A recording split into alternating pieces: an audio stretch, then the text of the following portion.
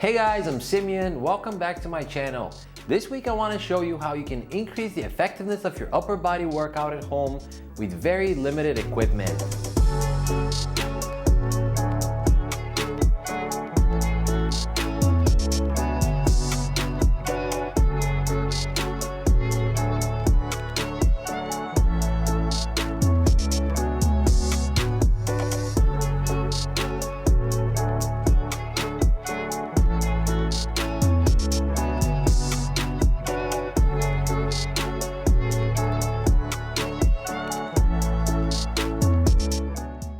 Alright guys, just a quick recap of last week's video. When training at home, you have to find ways to increase the resistance or the weight that you're lifting, because the only way to fundamentally change your body is to build more muscle mass.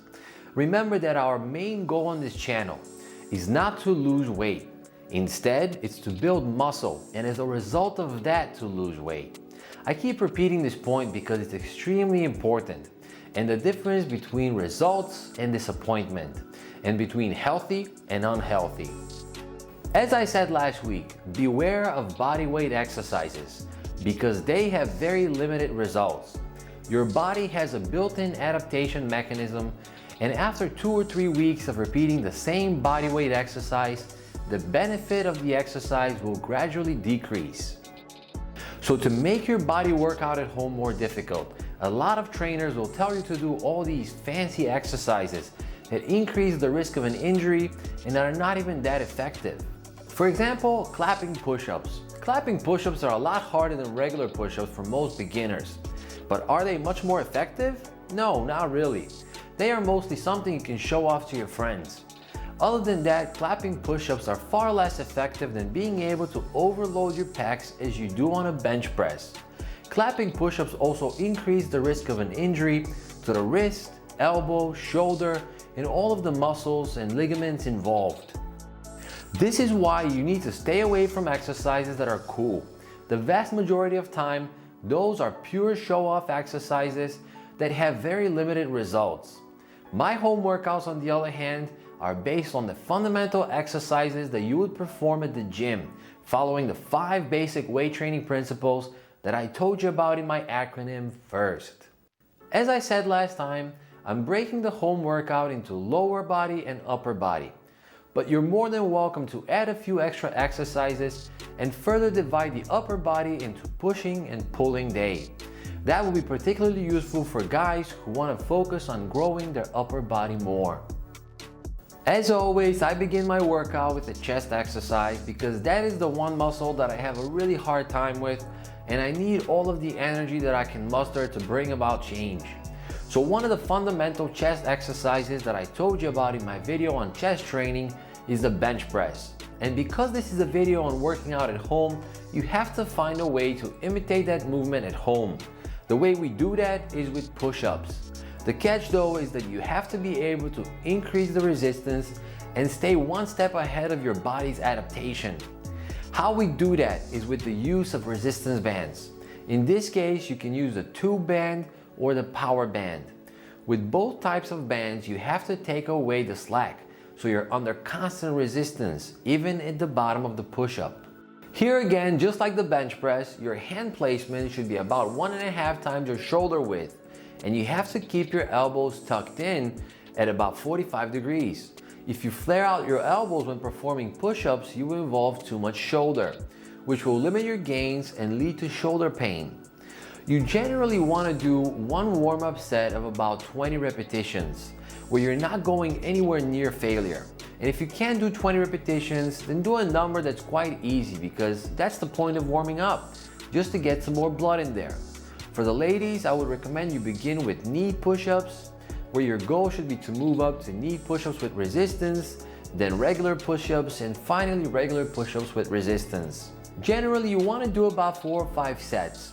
When training at home with resistance bands, I almost always increase the number of sets even more because the resistance bands do not provide sufficient stimulus for someone like myself with 25 years of training.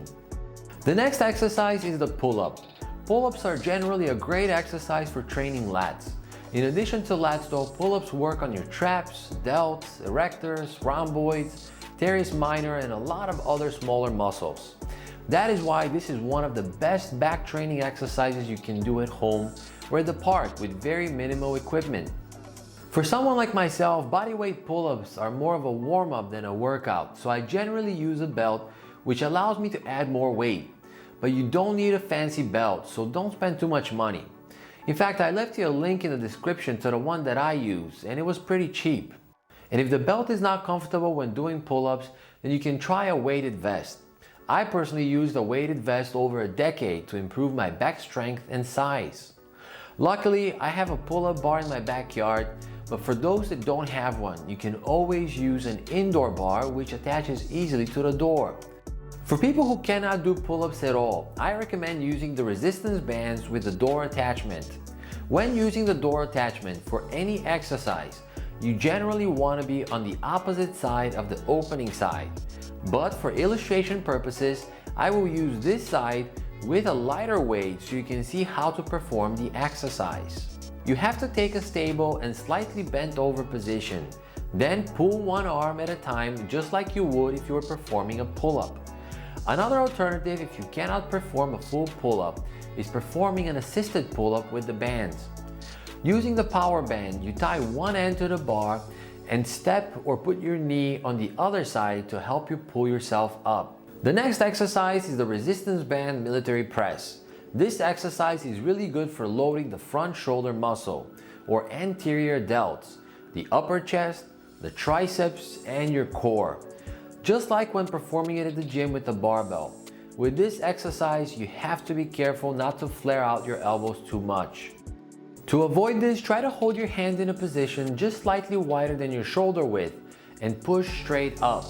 I generally do about 4 or 5 sets where I begin with the lightest bend and then progressively increase the resistance until the second to last set when I lower the resistance back to where I began. The next exercise for the back, and it's called the single arm row.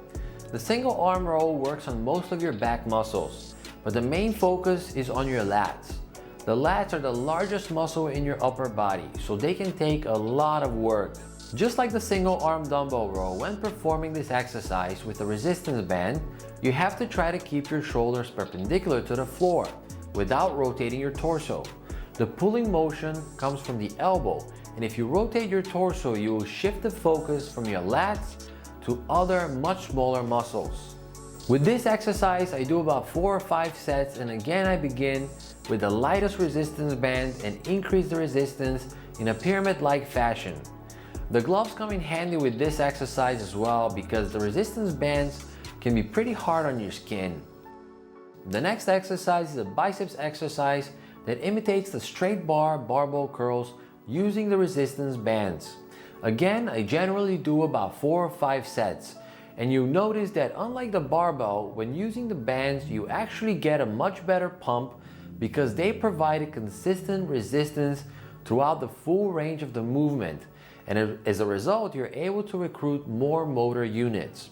If you want to isolate the long head of the biceps more, you could perform this exercise with the wrist slightly turned in, which imitates the hammer curls, which I think are the most effective exercise for targeting the long head of the biceps. In fact, I would recommend alternating which way your wrist is turned every workout. The next exercise is an imitation of the overhead dumbbell extension, again performed with the power band or the tube band. If you remember from my video on arm training, I really like the overhead dumbbell extensions because that is the most effective way to load the full range of the long head of your triceps. I generally do about 4 sets of the extensions and I alternate one arm at a time. Here again, don't forget to keep your elbows tucked in. The final exercise is an imitation of the side raises. You can use the power band or the tube band, but I actually prefer to do it with the power band by placing the band over my wrist. This allows me to lift a heavier weight than holding on to the tube band's handle. As I said before, try to take as many of the small muscles out of the equation so you can really overload the big muscles. As a side note, the reason why I got those gloves specifically was because they cover more of the wrist and I can simply place the band over the extra wrist cover to protect my skin from the resistance band. Alright guys, this is all for this week on upper body training at home with minimal equipment. As always, keep the 5 basic weight training principles in mind because they are the key to getting amazing results. Thanks again for watching, and thank you to everyone that subscribed.